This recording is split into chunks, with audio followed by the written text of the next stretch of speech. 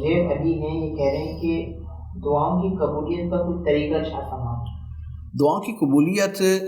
کے لیے سب سے اہم چیز تو یہ ہوتی ہے کہ جو دعا کی شرائط ہیں، جسے قبولیت دعا کی شرائط یا اسباب کہا جاتا ہے، ان کو جتنا زیادہ ہو سکتا ہے جمع کریں۔ اور اس میں ایک بہت بڑی چیز یہی بیان کی گئی ہے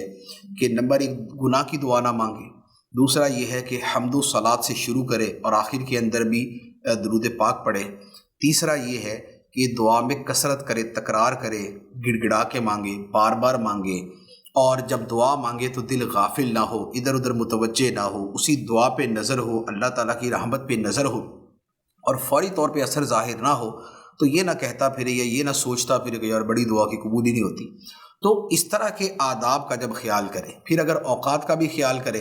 کہ جیسے مثال کے طور پہ جو تہجد کا وقت ہے وہ دعاؤں کی قبولیت کا ہے، جو آدھی رات کا وقت ہے وہ دعاؤں کی قبولیت کا ہے، فرض نمازوں کے فوراً بعد قبولیت کا وقت ہے، اور اسی طرح اذان اور اقامت کے درمیان کا وقت یہ قبولیت کا وقت ہے۔ اسی طرح کسی برکت والی جگہ جیسے مسجد ہے یا کسی ولی کا مزار ہے وہ قبولیت کی صورت ہے۔ اچھا، اسی طرح اولیاء کرام کا یہ نیک اعمال کا وسیلہ پیش کرنا یہ بھی قبولیت کا ذریعہ ہے۔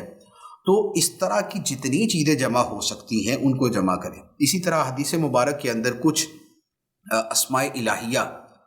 اور کچھ دعائیں فرمائی گئی ہیں، جیسے یا حی یا قیوم ہے، یا ارحم الراحمین ہے، وَإِلَٰهُكُمْ إِلَٰهٌ وَاحِدٌ لَا إِلَٰهَ إِلَّا هُوَ الرَّحْمَٰنُ الرَّحِيمُ ہے، یا آیت کریمہ لا الہ الا انت سبحانک انی کنت من الظالمین ہے۔ تو اس طرح کی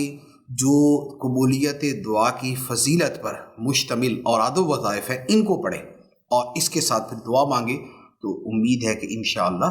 جو اس کا مطلوبہ نتیجہ ہمیں چاہیے ہوتا ہے اللہ تعالیٰ وہ عطا فرمائے۔